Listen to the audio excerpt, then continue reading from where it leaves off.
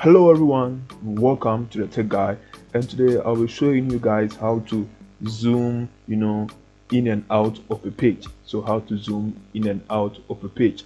So first of all, you can use your mouse and keyboard, or you can use only your keyboard.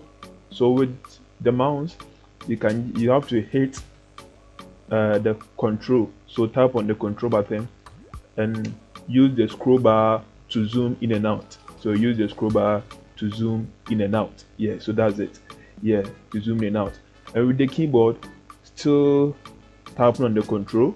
You tap on the control, then you tap on the plus. The plus sign is to zoom in, and the minus sign is to zoom out. So if you want to return to the default zoom, you just have to tap on the still on the control and the zero tap, and everything will return to the default size. Yeah, so that's it. So don't forget to hit the subscribe button if you love this video, and see you on the other side.